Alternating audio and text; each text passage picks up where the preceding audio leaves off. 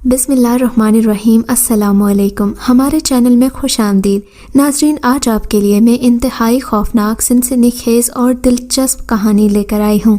लेकिन कहानी शुरू करने से पहले आपसे गुजारिश है कि अगर आप हमारे चैनल पर नए हैं तो हमारे चैनल को ज़रूर सब्सक्राइब कीजिए ताकि आपको हमारी वीडियोस सबसे पहले मिलें। मेरा नाम नकीन है। इन दिनों मेरी उम्र 22-23 साल थी जब एक हादसे के नतीजे में मेरा सामने वाला एक दांत टूट कर गिर गया। दांत टूटने से न सिर्फ मुझे शदीद दर्द हुआ बल्कि मसूड़ों की तकलीफ भी रहने लगी थी। कुछ अरसा तो मैंने बर्दाश्त कर लिया, मगर फिर एहसास हुआ कि एक दांत टूटने से मेरी ज़िंदगी जैसे बदल सी गई है। अम्मा ने मशवरा दिया कि अभी तुम कम उम्र हो, ऐसे नुक्स लोग लड़कियों में बर्दाश्त नहीं करते, बेहतर है कि एक नया दांत लगवा लो। मैं अम्मा की बात पर ध्यान न देती, मगर अब रफ्ता रफ्ता मुझे भी एहसास होने लगा था कि मेरी ज़िंदगी में मौजूद ये कमी मेरी खुद एतमादी को भी ख़राब कर रही है। तभी मैंने फ़ैसला किया कि मैं नया दांत लगवाऊंगी, मगर अम्मा को ये बात बताना नहीं चाहती थी कि उनके पैसे न लग जाएं। वो ज़्यादा फ़िक्र करती, वैसे भी उन्हें इन मामलात का ज़्यादा नहीं पता था। एक दिन मैंने अब्बा जान से पैसे लिए और सोचा कि कॉलेज से वापसी पर मैं खुद ही डेंटिस्ट के पास चली जाऊंगी। मेरी एक सहेली ने मुझे एक अच्छे दंदान साज का पता बताया था। कॉलेज से वापसी पर मैंने एक टैक्सी ली और उसी पते पर पहुंच गई, मगर टैक्सी वाले को देर हो रही थी। उसने मुझे थोड़ा पहले ही उतार दिया। अब मैं यहाँ आकर पछताने लगी कि ये कहाँ आ गई। यहाँ दूर दूर तक दंदान साज तो दूर की बात, और कोई शख्स भी नजर नहीं आ रहा था, ना कोई दुकान, ना कोई मार्केट। मैं अपनी दोस्त को और उस ड्राइवर को कोसने लगी जिसने मुझे इस वीराने में अकेला छोड़ दिया था। या अल्लाह, अब कहाँ जाऊं? यही सोचकर नीचे ज़मीन पर बैठ गई और इंतज़ार करने लगी कि शायद कोई गाड़ी यहाँ से गुजरे और मुझसे पूछ ही ले कि मुझे कहाँ जाना है, मगर ऐसा कुछ नहीं हुआ। थोड़ी देर के बाद मैं उठकर खड़ी हुई और एक समत को चलने लगी। आखिर चलते चलते कोई तो मंजिल मिलेगी, यही सोचकर मैं आगे बढ़ रही थी कि मुझे एक तरफ शोर सा सुनाई दिया। लग रहा था यहाँ कुछ बच्चे खेल रहे हैं, किसी को तो मालूम होगा कि ये कौन सी जगह है। ये सोचकर मैं उसी शोर की तरफ बढ़ गई, मगर मेरी हैरत की इंतहा न रही जब मैंने सामने का मंजर देखा। सामने इंतहाई खूबसूरत 3-4 बकरी के छोटे छोटे बच्चे थे जो आपस में खेल रहे थे और एक दूसरे को टांगे मारते, कभी एक तरफ भागते तो कभी दूसरी जानिब। मैं न जाने क्यों उनके पीछे चल पड़ी।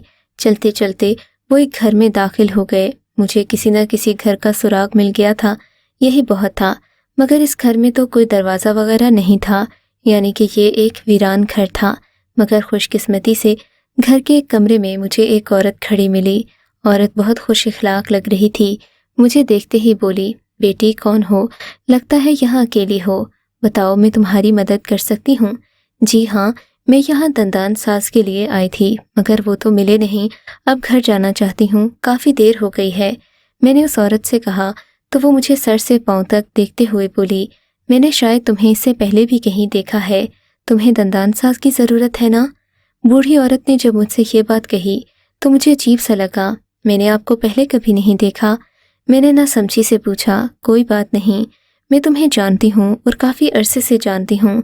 तो मेरे साथ आओ, मैं तुम्हें एक ऐसे दंदान साज के पास लेकर जाऊँगी जो तुम्हारी हर तकलीफ़ का मदावा कर देगा और तुमसे कोई पैसे या फ़ीस वगैरह भी नहीं लेगा। बूढ़ी औरत की बात सुनकर मुझे सख्त हैरत हुई। कहीं कोई नकली दंदान साज ही ना हो जो मेरे लिए तकलीफ़ का बाइस बने। यही सोचकर मैं वापस जाने लगी कि बूढ़ी औरत ने मेरा हाथ थाम लिया। बेटी, फ़िक्र नहीं करो, उसके पास हर मर्ज़ का इलाज है, तो मेरे साथ ऊपर चलो, वो बहुत माहिर दंदान साज है। बूढ़ी औरत ने मुझे ऊपर की तरफ आने का इशारा किया। मैं ना चाहते हुए भी उसके पीछे चल पड़ी। ऊपर वाले कमरे में जाकर देखा तो यहाँ का माहौल काफ़ी पेशा वराना था, जिसे देखकर मालूम होता कि किसी डॉक्टर का ऑफिस है, मगर यहाँ पर दांतों के मुतालिक कोई चीज़ नहीं थी। एक आदमी जिसने सफ़ेद रंग के कपड़े पहन रखे थे और सर से पाँव तक सफ़ेद जगह पहना था, मुझे अजीब नज़र से देख रहा था।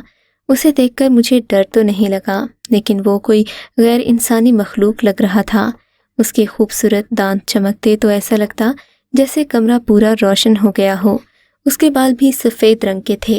वो इंतहाई खूबसूरत लग रहा था। उसने मुझे अपने पास आने का इशारा किया तो मैं घबरा गई।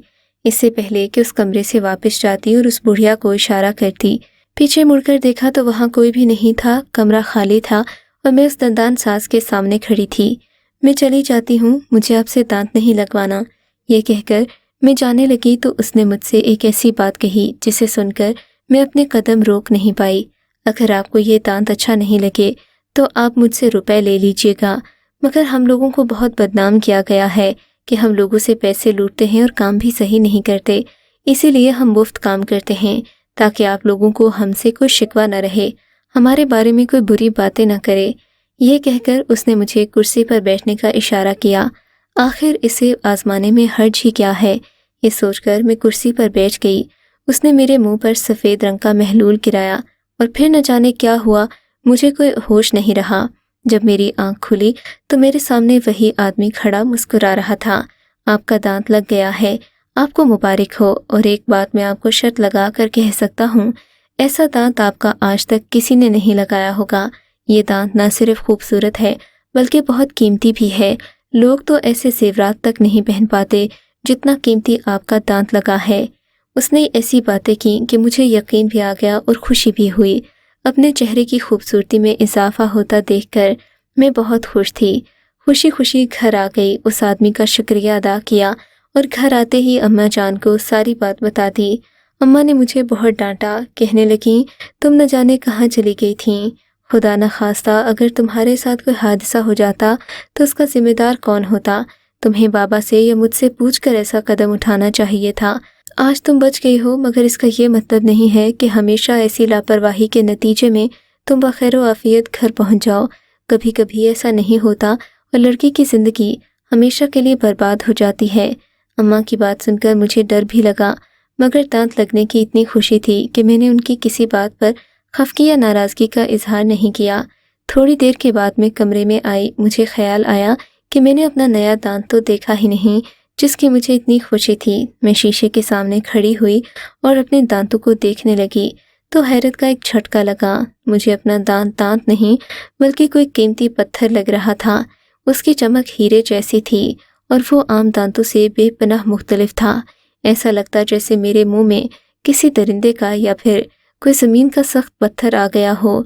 मैंने अपने दांत पर ज़ुबान फेरी तो मुझे लगा कि वो बहुत ही खूबसूरत और नया पत्थर है जिसे महारत से तराशा गया हो और दांत की शक्ल में इसे ऐसे बनाया गया था कि अंदाज़ा ना हो पाता कि ये कोई कीमती पत्थर है या एक इंसानी दांत है। बहरहाल मुझे इस बात की खुशी थी कि अब मैं मुस्कुराते हुए बुरी नहीं लगूंगी। मैंने उस दांत के बारे में घर में सभी को बताया। सब ने मेरा दांत देखा तो कहने लगे ये तो किसी हीरे से कम नहीं लगता। लगता है कि तुम्हारे दंतान साज ने तुम्हें बहुत महंगा दांत लगा दिया है। अब तो तुम्हारे वारे न्यारे हो जाएंगे। मुश्किल वक्त आने पर तुम ये बेच भी सकती हो। गर्ज तरह तरह के मजाक मेरे साथ होने लगे, मगर मुझे उस दांत से अब तकलीफ महसूस होने लगी थी। मैं जब भी कोई गोश्त की चीज़ खाती तो मुझे लगता जैसे मैं अभी मर जाऊंगी। मेरे दांत में शदीद तकलीफ होती, अलबत्ता मीठा खाने से मुझे दर्द वगैरह न होता। मेरे लिए ये बहुत तकलीफ दे सूरत हाल थी। गोश्त किसे पसंद नहीं होता, मगर जैसे ही मैं मुंह में गोश्त डालती ऐसा लगता जैसे जलन मेरे मुंह को जला जाएगी और मैं कभी दोबारा खाना खाने के काबिल नहीं रहूंगी। यहाँ तक कि 1-2 हफ्ते तक मेरा गोश्त मुकम्मल तौर पर छूट गया। मैं सिर्फ दूध, दही और मीठी चीज़ें ही खा सकती थी। इसके अलावा फल भी खा लेती, मगर जब भी कोई भुनी हुई चीज़ मेरे मुंह के सामने लाई जाती तो मेरे दांतों में शदीद जलन होने लगती। मैं बहुत परेशान थी कि अब क्या करूं। ये बात अपनी अम्मा को बताई तो वो कहने लगीं तुमने किसी अनाड़ी डॉक्टर से दांत लगवाया है और ये दांत कम और कीमती पत्थर ज़्यादा लग रहा है। ऐसा करते हैं उसी दंतान साज के पास दोबारा चलते हैं, हो सकता है कि वो इसे निकाल कर कोई दूसरा दांत लगा दे। मगर अब मैं उस शख्स के पास नहीं जाना चाहती थी। मैं चाहती थी कि मैं अपने दांत का इलाज किसी दूसरे डॉक्टर से करवा दूं ताकि दोबारा वो ऐसा कीमती और नायाब दांत ना लगाए जिससे मुझे तकलीफ हो, क्योंकि 2 हफ्तों का दर्द मैं ही जानती थी। अम्मा के कहने पर मैं करीब ही एक क्लिनिक में चली गई। वहां जाकर मैंने डॉक्टर को सारी सूरत हाल से आगाह किया। दंतान साज कहने लगा कि मैंने इस नाम का कोई भी डॉक्टर इस शहर में नहीं देखा और जिस जगह का पता बता रही हैं वहाँ तो डॉक्टर शेख रहते हैं, वो भी वहाँ उनका क्लिनिक नहीं सिर्फ घर मौजूद है। अब तो शायद घर भी शिफ्ट कर चुके हूँ। डॉक्टर शेख को काफ़ी अरसा हो चुका है, अब वो रिटायरमेंट ले चुके हैं। कभी कभार कोई पुराना मरीज़ आ जाए तो वो उसका इलाज कर देते हैं, वरना अब उनमें हिम्मत नहीं रही कि वो रोज़ाना की बुनियाद पर 2-3 मरीज़ों के दांतों की सफाई करें या फिर उनके नए दांत लगाएं। तुम्हें तो पता है इस सब के लिए हर वक्त खड़ा रहना पड़ता है। और डॉक्टर शेख की तबीयत अब ज़रा सही नहीं रहती, वो आराम करना चाहते हैं।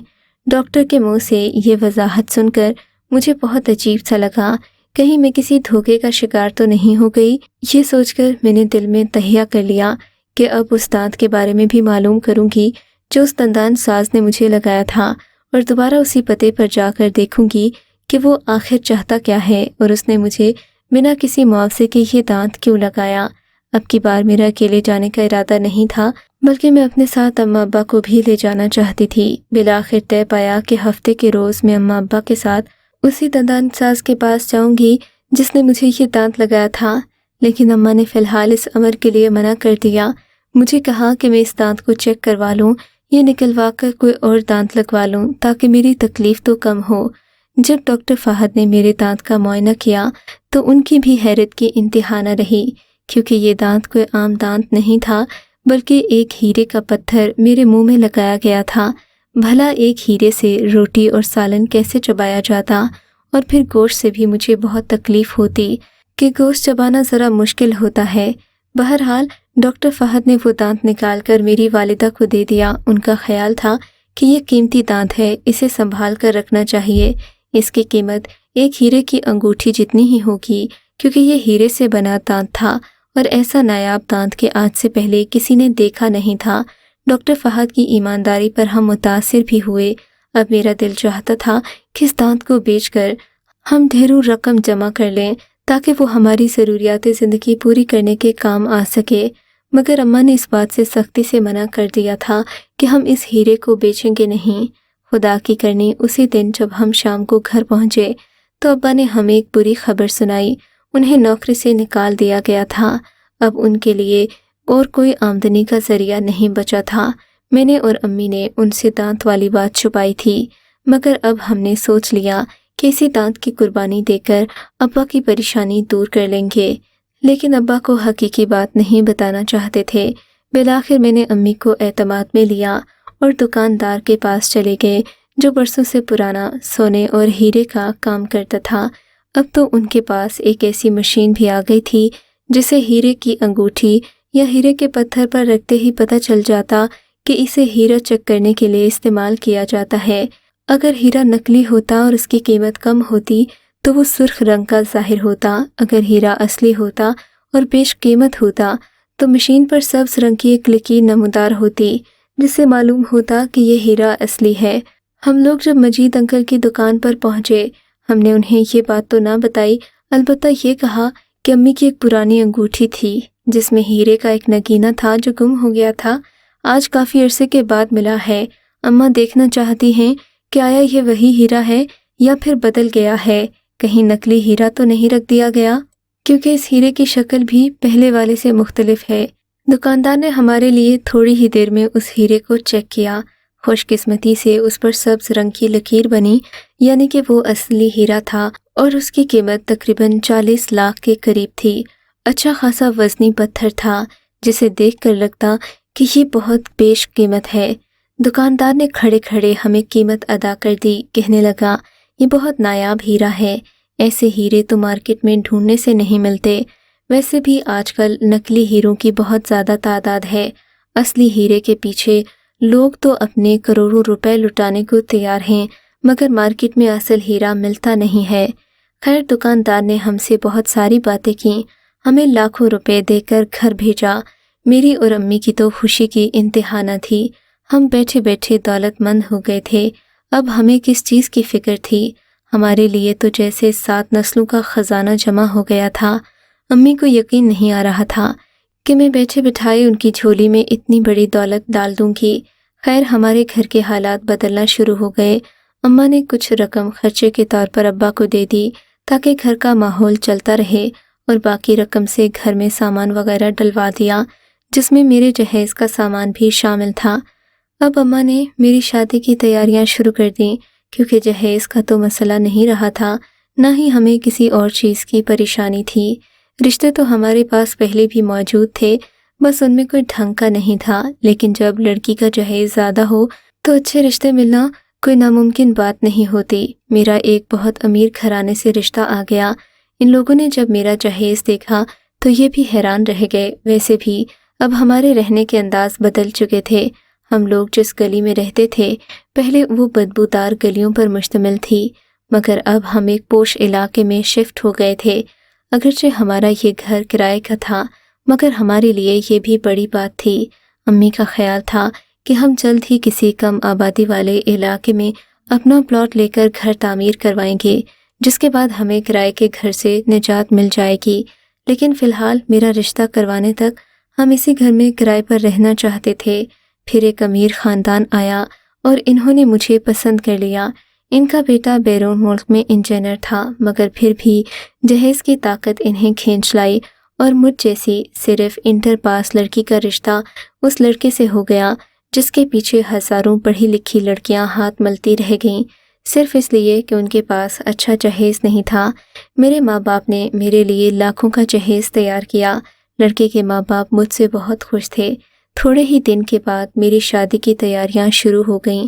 مجھے دوسرا دانت لگ چکا تھا، جس سے مجھے کھانے پینے میں کوئی تکلیف محسوس نہ ہوتی، لیکن میں جب بھی سوتی مجھے ایسا لگتا جیسے کوئی میرے پاس کھڑا مجھے دیکھ رہا ہو۔ میں جانتی تھی کہ ایسا دانت کی تکلیف سے تو نہیں ہے، مگر جب ڈاکٹر کے پاس گئی تو انہوں نے کہا چونکہ دانت کی تکلیف کی وجہ سے آپ صحیح وقت پر سو نہیں پاتی، اسی لیے آپ کو وہم ستا رہے ہیں، مگر ایسا نہیں تھا۔ آج رات بھی جبکہ کمرے میں ہلکی تاریکی پھیلی ہوئی تھی اور تھوڑا تھوڑا پنکھا چل رہا تھا، مجھے لگا جیسے کوئی میرے کمرے میں سایہ سا کھڑا ہے۔ میں نے اسے دیکھنے کی کوشش کی، مگر وہ اپنی جگہ پر کھڑا جیسے میری طرف ہی تک رہا تھا۔ گھبرا کر میں سوئچ بورڈ تک گئی، جلدی سے بتی جلائی، مگر سامنے کوئی بھی نہیں تھا۔ یہ دیکھ کر مجھے حیرت بھی ہوئی اور پریشانی بھی، کوئی تو تھا جو میرا پیچھا کر رہا تھا۔ نیند کی دوا کھانے کے بعد بھی مجھے ویسا ہی محسوس ہوتا جیسا میں ان دنوں کیا کرتی تھی۔ اسی سب کے دوران میری شادی کے دن قریب آ پہنچے۔ میں مائیوں میں بٹھا دی گئی، مگر میرا دل کسی انجانے خطرے کے تحت دھڑک رہا تھا۔ مجھے لگتا تھا ضرور کوئی حادثہ ہونے والا ہے، اور پھر وہی ہوا جس کا مجھے ڈر تھا۔ اس ہیرے کو بیچنے کے بدلے میں ہم نے جو دولت اکٹھی کی تھی، لگتا ہے اب اس کی قیمت چکانے کا وقت آ گیا تھا۔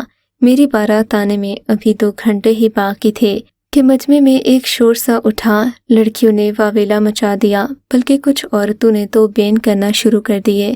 ہماری تو سمجھ میں نہیں آ رہا تھا کہ سب لوگوں کو ہو کیا گیا ہے۔ بیٹھے بٹھائے شادی والے گھر میں ماتم کا سما ہو گیا۔ ہر عورت رو رہی تھی، کوئی مجھے دلاسے دیتی تو کوئی میرے بارے میں عجیب عجیب باتیں کرتی۔ تھوڑی دیر کے بعد اماں آئیں۔ انہوں نے میرے سر سے لال دوپٹہ اتارا اور سفید چادر پہنا دی۔ میں نے اماں کو حیرت سے دیکھا۔ کیا ہوا ہے اماں، آپ ایسے کیوں کر رہی ہو؟ کیا میری شادی نہیں ہوگی؟ لڑکے والوں نے جہیز کی وجہ سے انکار کیا، مگر ہمارے پاس تو بہت سارا جہیز تھا۔ میں نے روتے ہوئے پوچھا، نہیں میری بیٹی، ایسی کوئی بات نہیں ہے، بس تیری قسمت میں نہیں تھا اس شخص کا ملنا جو اب اس دنیا میں نہیں رہا۔ امی نے یہ کہہ کر مجھے سینے سے لگا لیا اور میں پھوٹ پھوٹ کر رونے لگی۔ میں نے سوچا بھی نہیں تھا کہ ان شادی والے دن میرے ساتھ اتنا بڑا حادثہ پیش آئے گا۔ میں روتے روتے بے ہوش ہو گئی۔ جب میری آنکھ کھلی تو میں اکیلے کمرے میں تھی۔ شاید گھر والے مجھے آرام کرنے کی غرض سے اکیلا چھوڑ کر دوسرے کمرے میں بیٹھے تھے، مگر مجھے اس وقت کمرے میں کسی کی سرسراہٹ کا احساس ہوا۔ میں اٹھ کر بیٹھ گئی۔ اب یہ احساس بہت واضح تھا۔ میں نے دیکھا آس پاس تو کوئی نہیں تھا، مگر میرے قریب ہر طرف کسی کی موجودگی کا احساس تھا۔ میں اٹھ کر بیٹھی۔ مجھے اپنے بالوں پر کسی کھردرے سے ہاتھ کا لمس محسوس ہوا۔ میں نے پیچھے مڑ کر دیکھا۔ مجھے ایک بھیانک سی صورت نظر آئی، مگر اس ہستی کے بال سفید تھے اور دانت بھی ایسے چمکدار کہ میں اندھیرے میں ہی پہچان گئی۔ یہ کوئی اور نہیں، وہی دندان ساز تھا جسے میں نے اس دن اس ویران علاقے میں دیکھا تھا۔ میں ایک چیخ مار کر باہر کی جانب بھاگی اور اماں ابا سے ساری حقیقت بیان کر دی۔ اماں ابا کو میری بات پر یقین اس لیے نہ آیا کیونکہ میں صدمے میں تھی، اور وہ اس بات کو محض میرا جذباتی پن سمجھ رہے تھے۔ حالانکہ یہ بات حقیقت تھی اور میں اپنی آنکھوں سے دیکھ چکی تھی۔ اپنے اماں ابا کو مزید پریشان کرنے سے پہلے میں نے نماز کی پابندی شروع کر دی۔ 5 وقتہ نماز پڑھتی، اللہ سے دعا کرتی کہ وہ مجھے سیدھا راستہ دکھائے، میرے لیے مشکلات کو آسان کر دے اور مجھے اس جن زادے کے چنگل سے آزاد کر دے جس نے نہ جانے غلطی سے مجھے کہاں دیکھ لیا اور اب مجھے اپنا بنانے کے لیے بے چین تھا۔ میں سمجھ گئی تھی کہ یہ صرف اور صرف کسی غیر مرئی مخلوق کا رچایا ہوا کھیل تھا جو مجھے اپنا بنانے کے لیے کسی بھی حد تک جا سکتا تھا۔ یقین جانیے کسی پیر فقیر کی مدد لیے بغیر صرف اللہ تعالیٰ کا ذکر کرنے سے میرا یہ مسئلہ دنوں اور مہینوں میں یوں حل ہوا کہ مجھے پتہ ہی نہیں چلا۔ آہستہ آہستہ وہ کھردرا ہاتھ، وہ بال اور میری زندگی میں ہونے والے چھوٹے موٹے نقصان ہونا بند ہو گئے اور میں نارمل زندگی پر آ گئی۔ لیکن آج سوچتی ہوں کہ سب میں میرا کیا قصور تھا؟ کیا اس دندان ساز کے پاس جانا میرا قصور تھا، یا لالچ میں آ کر میری والدہ کو اس دانت کا بیچ کر میرے لیے جہیز اکٹھا کرنا ایک قصور تھا؟ آپ ہی بتائیے غلطی کس کی تھی؟ اگر آپ کو یہ کہانی اچھی لگی ہے تو اس ویڈیو کو لائک کیجیے اور اس طرح کی مزید ویڈیوز دیکھنے کے لیے ہمارے چینل کو سبسکرائب کیجیے۔ اور ہاں، اگر آپ کی کسی دوست، رشتہ دار یا بہن کے ساتھ خدا نہ کرے ایسا کوئی واقعہ پیش آیا ہے تو ہمیں کامنٹ سیکشن میں اس کے بارے میں ضرور بتائیے۔